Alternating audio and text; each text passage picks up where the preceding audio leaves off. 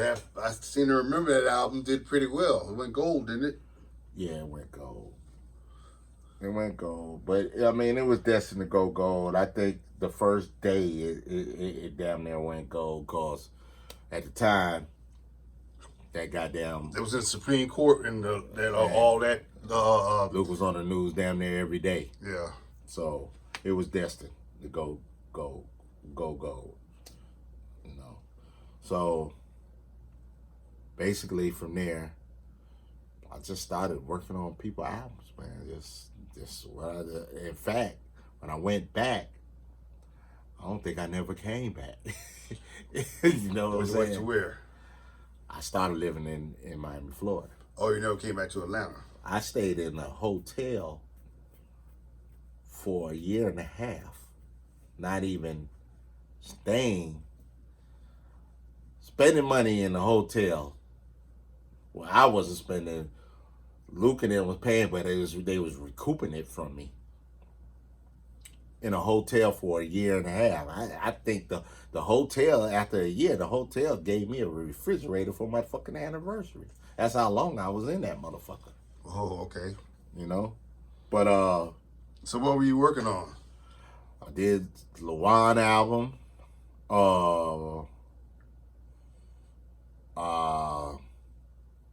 I did 2 albums outside of Luke. I did Valley and the Fat Daddy.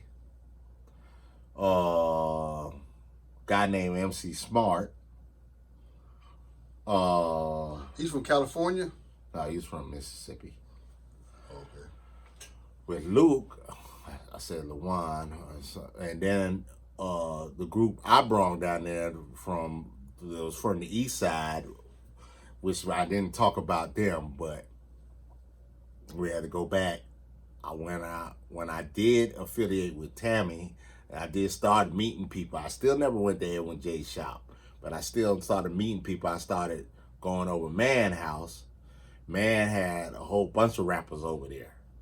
One of the rappers was one of the niggas from Success and Effect, Lazy. But there was 2 other rappers named Toot and the guy who you talking about, Cool Ace. You know what I'm saying? Ace was Man's brother. So, you know, I liked it the way they rap, whatever.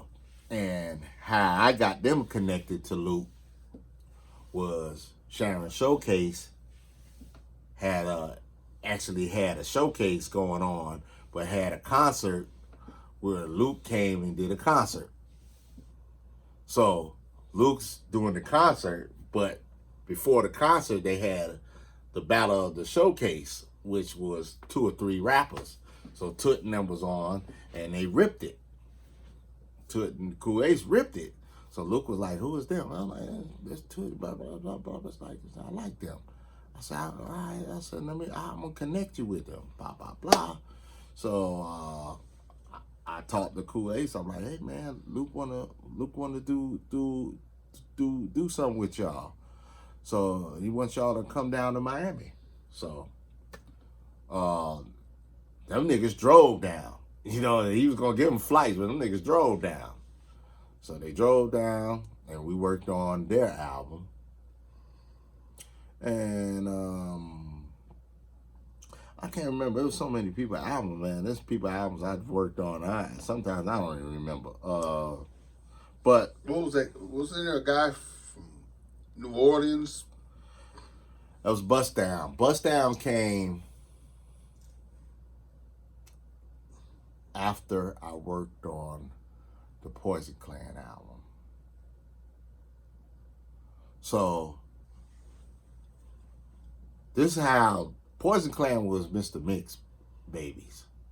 We're on a whole nother subject now, but Poison Clan was on Mr. Mix. Mr. Mix founded Poison Clan. JT Money, Debonair. They both went to New Orleans High School, but they wasn't really connected like a rap group then.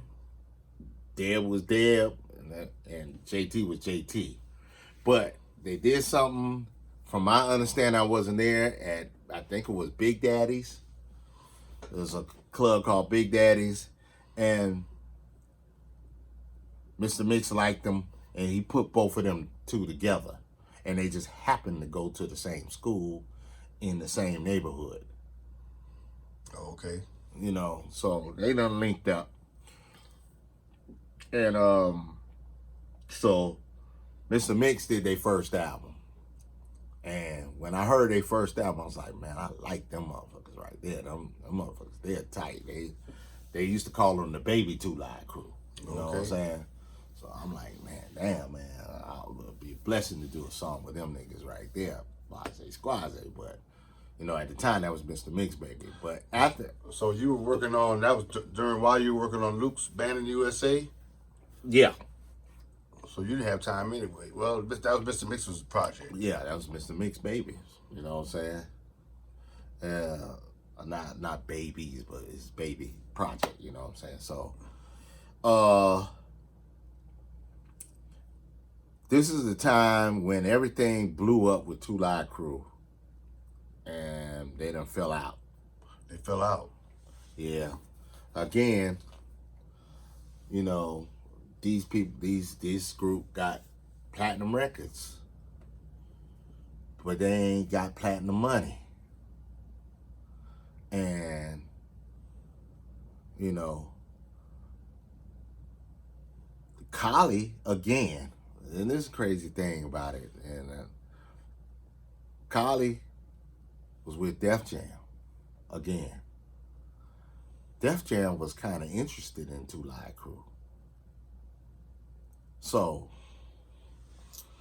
Collie was working on trying to get Two Live Crew over there to Def Jam. But he needed all them to stay focused. You know, I think their contracts was ending up. So, I remember correctly, their contracts was ending up. So, Mr. Mix went back to California, where he's originally from, to get away from Luke. Marquise came up here to Atlanta, but they left Fresh Kid Ice in Miami. Is that where Fresh Kid Ice is from? No, Fresh Kid Ice is from California too. Oh, okay. But was he Hispanic or was he Chinese or what was he? Fresh Kid Ice, Fresh Kid Ice is part Chinese, part Jamaican. Okay. Okay. And so the reason why he stayed in Miami, because his wife was from Miami. Was this before or after his arm got messed up? This is after his arm got messed up. Okay. So,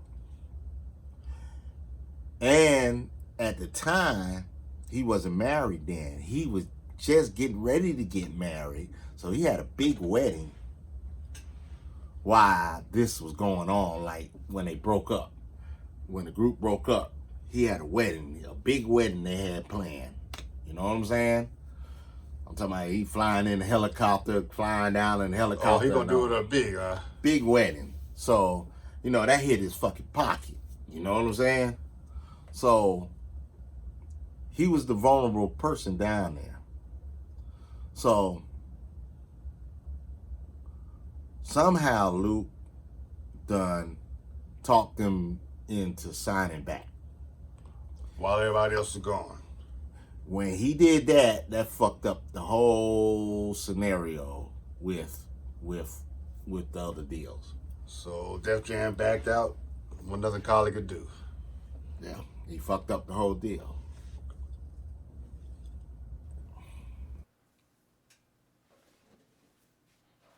All right, so man, that was kind of a bad move. Old Fresh Kid Ice did, or I guess messed them boys' money up, huh? Well, he messed up everybody's money. He messed up his money, but it was a decision he had to make at the particular time. They was mad at him, but you know, I guess he did what he did for best for him and his family. I guess I don't know at the particular moment. You know what I'm saying? You make a right decision, you make a wrong decision, you know. Yeah, so after that, everybody, all them boys had to just come on back in and sign too. I guess it was one else they could do to try to get more money, wasn't it? Or was that at the time? Wasn't there a time when Marquise was trying to go solo? They never came back. Huh?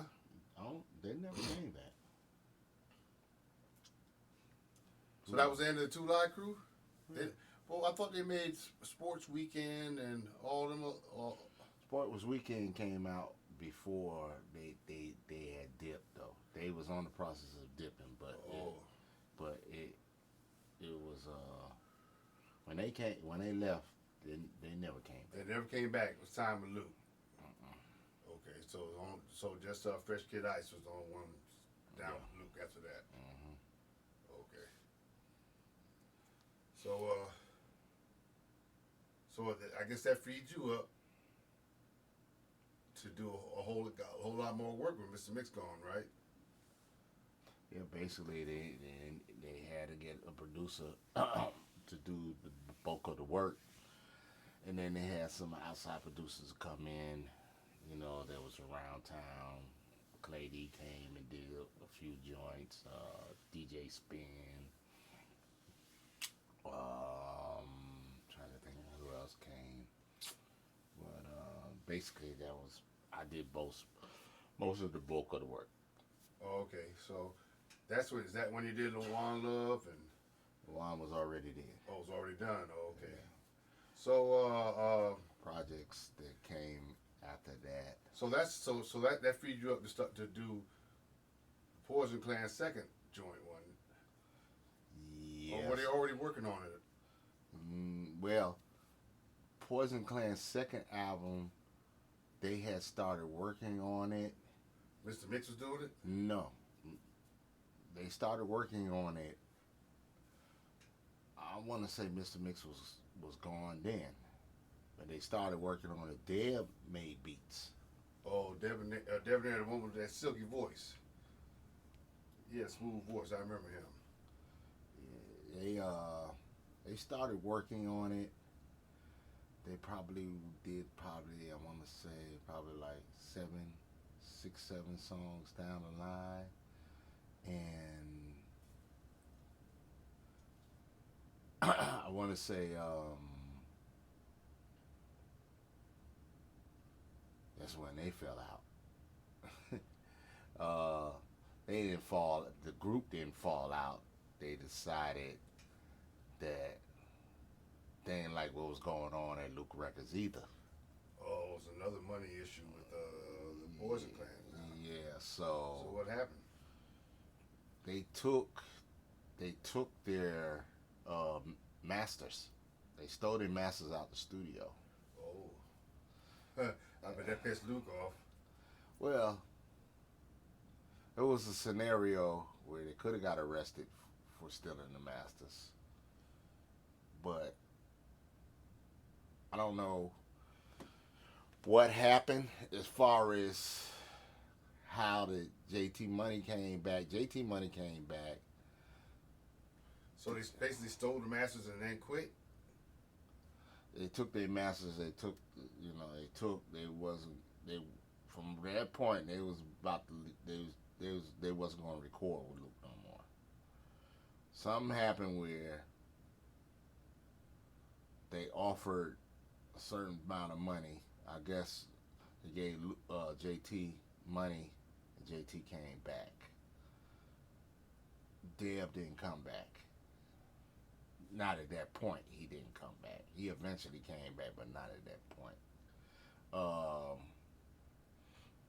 So when JT came back, the only problem was now that the masters that they took, they demagnetized it. So they destroyed the masters. So even if Luke got the masters back, they would have been damaged. So they had to start back over from scratch. Right. So is that where you came in? So now it's like Deb's not there. Where'd he go? Even though I was still doing something, I just told you he didn't come back. I said, where did he go? Deb ended up and him and his brother started doing music together. And this is a guy down in Miami who was big at the time named Sonny. Uh, and they started doing things with Sonny and Sugar Hill. As far as Sugar Hill, uh, which was Uncle Al was affiliated. Uncle Al, I heard that. I always hear the name Uncle Al. He's like a legend down there in Miami. Right. So, but Jay came back. I was doing some music for that album, but Deb was doing music too. So So you were doing some work for the album even before they stole the masters. right. Okay, you just had not got around to your stuff yet. I think probably maybe one song, one song I had just completed, and which never got on the album. Oh, okay. Cause when they went back and we had to do the album again, we didn't do that joint. Okay.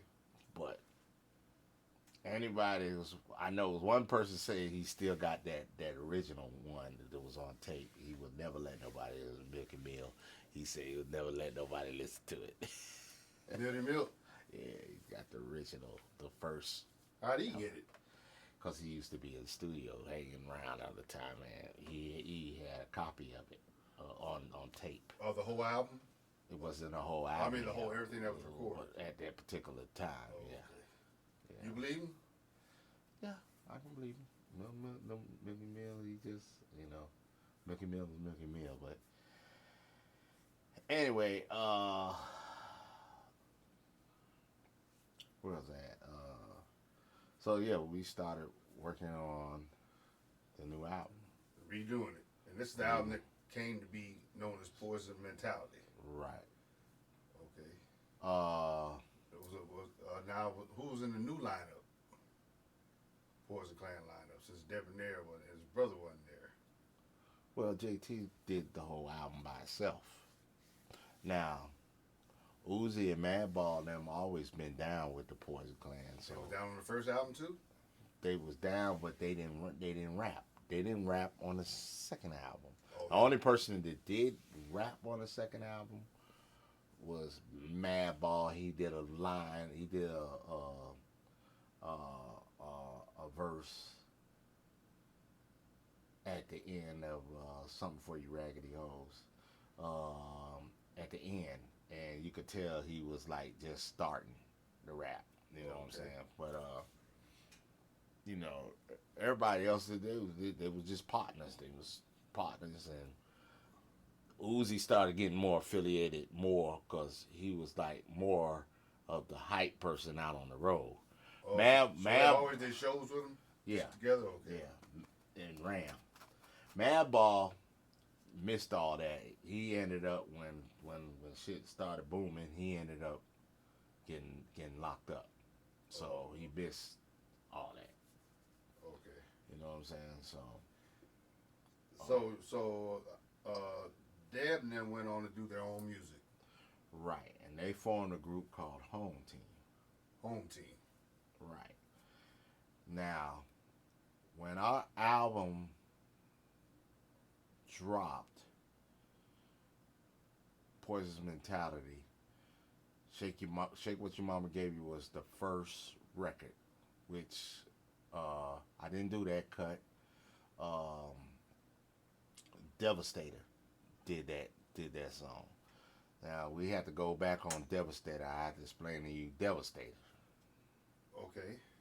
Devastator's from Atlanta, I know. But he's from Columbus, Georgia. Okay. But he lived in Atlanta for a while. But he's originally from Columbus. But he lived in Atlanta for a while. How he got to Miami, when I was with Shy D, I knew Devastator as far as DJing. He also got into making music, interested in making music too. We did a cut together I made the music for it, and he was rapping and producing, and we did a song called "The War" back in Logic 7. So we're going back now. Oh, that's you call that Sergio studio. Yeah, Sergio was. So Devastator was on the east side. Yeah, he was on the east side. So and DJ Man is his family too. They're related some kind of way. So basically, most of the rappers came from the east side. The producers came from the west. Kind of seems like to me. It seems like it more, yeah. Okay. At that particular time. So Devastator used to have relationship problems. I'm not even gonna get into it, but he had a situation was going on where him and his person he was with at the time was going through it, and Devastator wasn't thinking clear, more or less. So, like I said, I'm not gonna get into that. It's his personal situation, but I seen what was going on with him, and I didn't like what was going on and what I foreseen to happen. So, we had an extra flight to Miami. We was going to go shoot the Shake It video. So we had an extra ticket for one of the members that used to go with us out of town, dude named Walt, when I was with Shadi. And what did he do? he just road hand. He just one of them. Yeah, just roll. So, isn't that the video that those girls JJ Fad. they had that big hit Supersonic. Was that before or after that song came out? What? That Supersonic rap. And aren't they the ones that made that song Supersonic? Right. Was that before that they? No, that record was out. Oh, the record was out. Okay. Yeah. And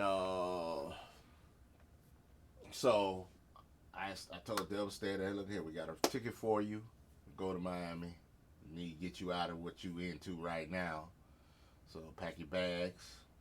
Came and scooped them up that morning. Flew out of Miami. Oh, okay. And so you looked out for him. Yeah. Now we try to. At the time, one thing was good about Luke was, you know how most people are. You have to get with the A&R. I gotta listen to you and all this, blah blah blah. And then we like you, then we'll get some paperwork and all that. Luke wasn't on that. You told Luke, hey man, I got this artist, man, they're fire. Luke gonna say, put him in the studio, make some songs, bring it back, let me hear it. I like it, we do it. You know what I'm saying? So it was not a problem to get. If you had something nice, it wasn't a problem to get with Luke. Yeah, because he had his own studio, so it's like you got something fire. Even with Tony Rock, that's how Tony Rock got in. We said, hey, we got this rapper man, and he nice. Go do the records. I like it. We do it. So you brought Devastator down with you. Right. So we was going to connect him with Luke as far as producing or whatnot, doing music. Devastator. If anybody knows Devastator, he talks, and when he talks. So he was just in Luke's face the whole video shoot, which Luke did not like. So now that deterred Luke from even fucking with him. So somehow when we came back home, Devastator did not come back home with us. He stayed. He hooked up with somebody down there and he stayed. He never came back. So the next time when I got my deal with Luke on the production, and I came down there and I seen him, he was like a whole different brother. He was they actually called him the Miami Hammer. And the Miami Hammer. Yeah. Was he trying to dance? Yeah, he had contacts in his eyes. They had the Miami Hammer, but it was funny to me. But that's somebody. So he started trying to rap now. Well, he always did rap. He always did everything. He rapped. He made beats and he DJ'd. So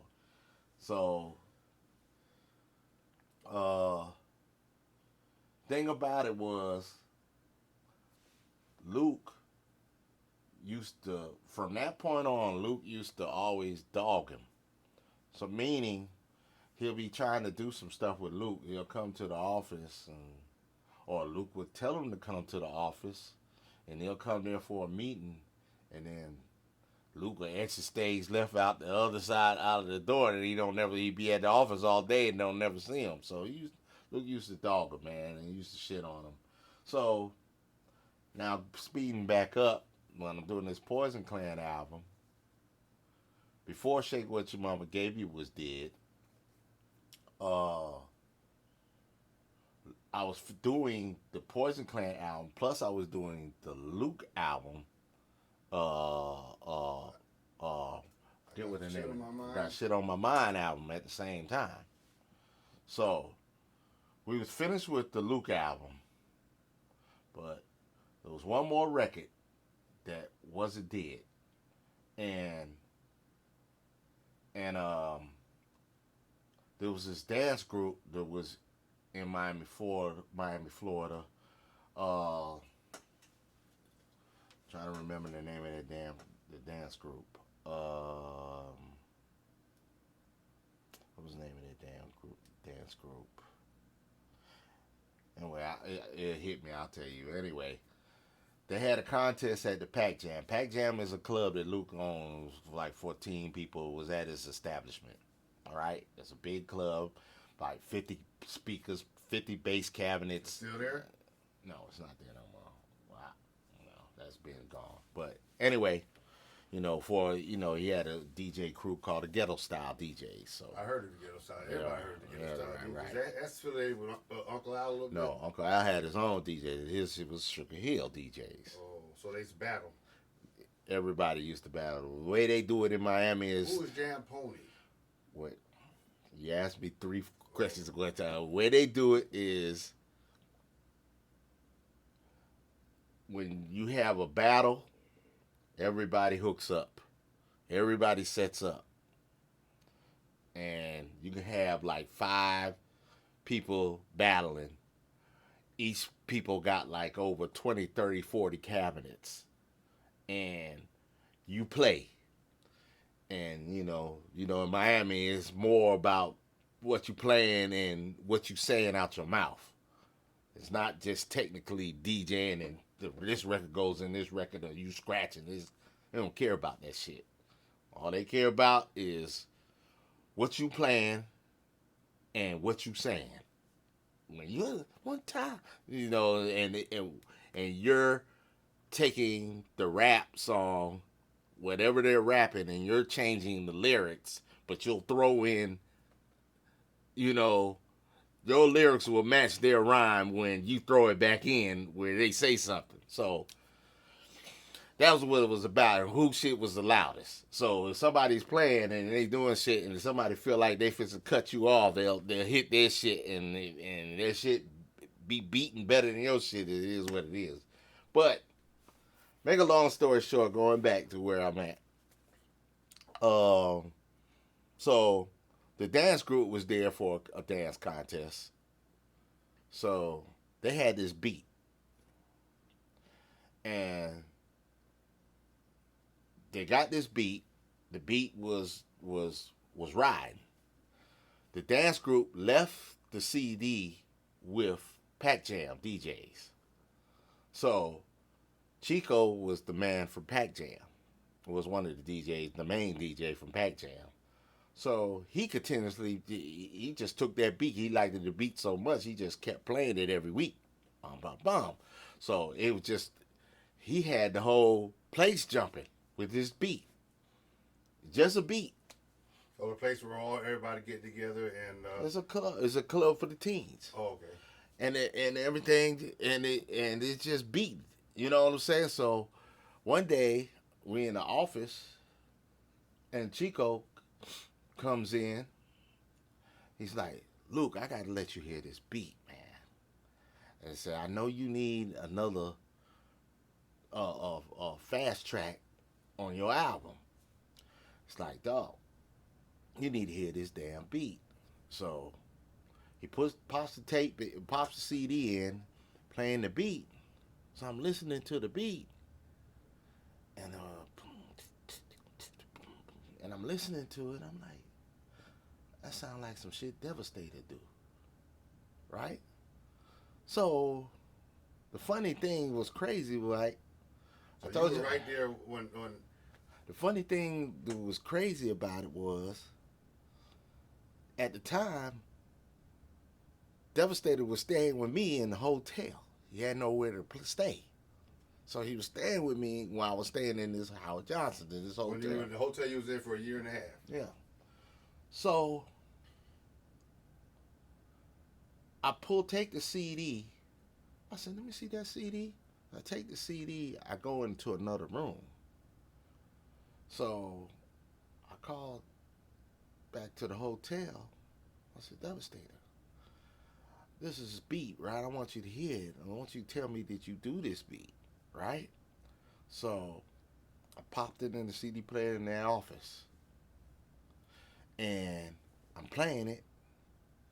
And then Devastator said, yeah, I did that well for the dance group.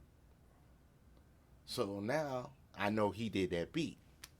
So I closed the door. Now, because now I'm going to close the door. I said, look here, Devastator. I said, Luke want this beat better than a motherfucker. I said, dog, this is your chance to get back at all the times he made you, you know what I'm saying, come here and then and then you just disappear. He disappear. You don't never see him and all that. I said, dog, he wants his beat. Tax him for it. Now, this is what I'm telling him. I'm like, tax him for it. He gonna get it. He might act like he ain't gonna get it, but he gonna get it because the beat is already hot in the Pac Jam. You don't know it, but I'm telling you, the beat is already hot in the Pac Jam. So he wants this beat. So I tell Devastator that, thinking that he's gonna tax the man for the shit.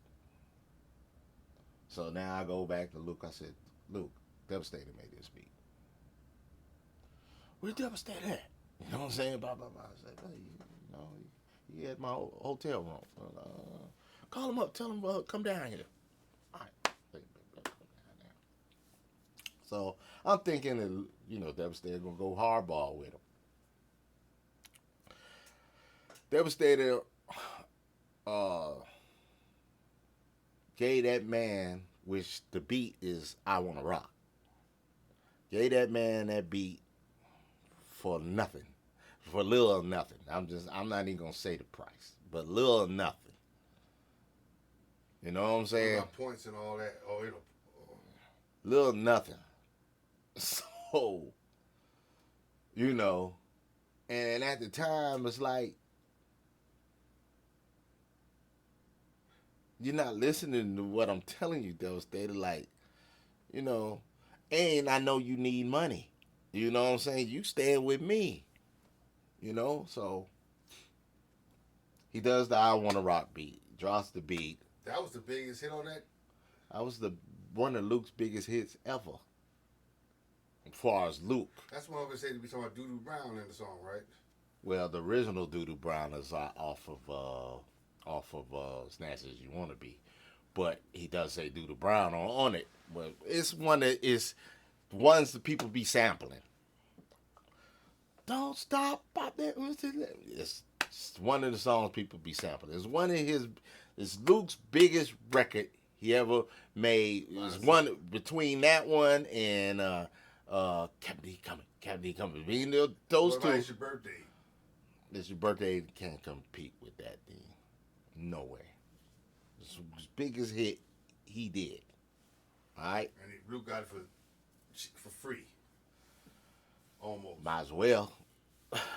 So, why he did that song, he had some other beats that he had on CD.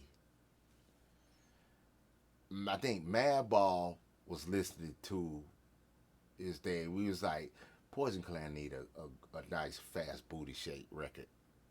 You know, I do booty shake, but I do normal 120, 130 beats per minute booty shake. You know what I'm saying? This tempo was like 136, 120. Even though booty shake went way fast when Crazy Legs came out, shit went up to 150, damn near. But it's another story. But so Jay was like, with Madball, said, listening to these songs, like, hey man, these beats, I like that beat. We want to use that beat, and they used that beat, and that was "Shake What Your Mama Gave You." So Devastator had two of the biggest hits on loop. So what happened with Devastator and JT? How come they fell out or something? The thing happened. Hard to remember. No, I'm just because now you're making me speed up now. Oh, I almost speed you up. Just go at your own pace. Yeah. Get to it when you get to it. Yeah. So that album dropped. Well, the single dropped. Poison Mentality, first single, dropped. Shake What Your Mama Gave You. With the video. So we was booming. Now, I remember that video. Right when that dropped, Whole Team dropped their single. Whole Team? Home Team. Home Team, okay. Dropped their single. Oh, Devastator, the other. Debonair. Debonair, yeah, okay. And Drugs. Now, it's Debonair and Drugs, his brother. Dropped their Pick it up. Right. Okay. Dropped their single, which they didn't really have no distribution, but they had this shit pressed up over there, and they hit around Miami. Got on the grind. Their shit took off like a rocket. Their shit damn near. I remember that song. Their shit damn near. We rolling neck and neck. Just put it this way. Now they didn't have beef, did they, JT and Debonair? No, it was no beef. Okay. It was just Business. I understand. You go. We ain't gonna go back. You go back. It's cool.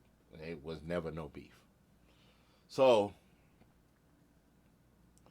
the problem what happened now is Luke was at the time was the only company really booming in Miami, Florida. All the rest of the record labels, they were subpar compared to Luke. So there's a thing called blackball. Let me explain to you about blackball.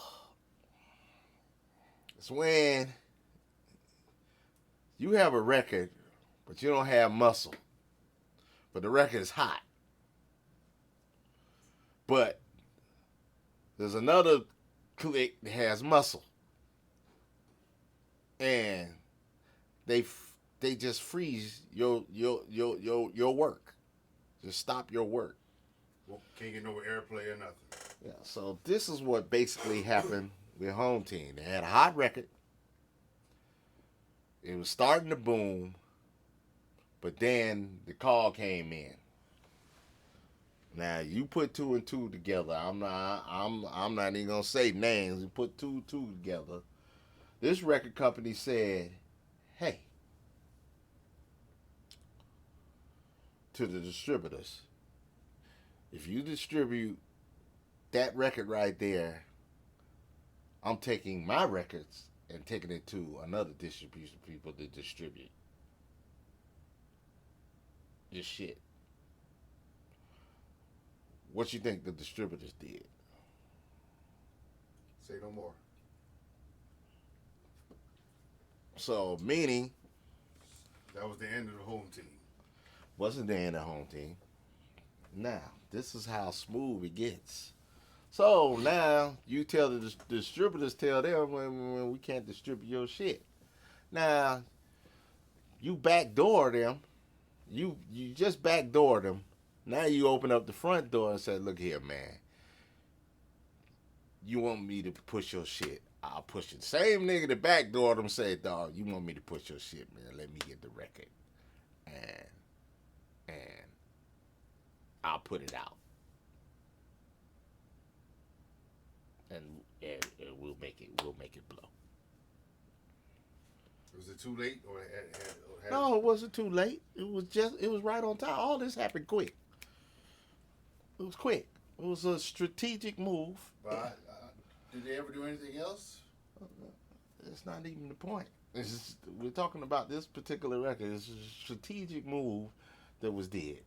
So now, the company that you now, since I'm telling you now, you're gonna know who I'm talking about. The company that you left, now you back with, because you done got blackballed, but now you're back because you ain't got no choice now. There wasn't no big labels there that you could move it. Now, if they had some train of thought and some people they knew where they could have went to out of town to a major company, then that wouldn't happen. They were able to fight back. They would be able to fight back, but they couldn't fight back then when that's the only thing going there. You know what I'm saying? So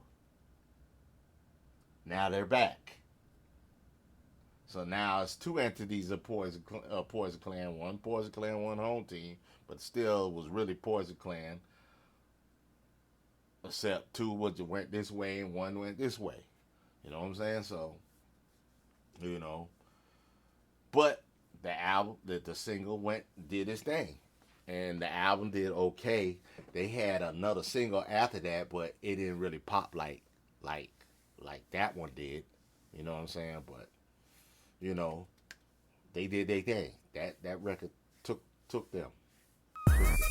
One record, it took them.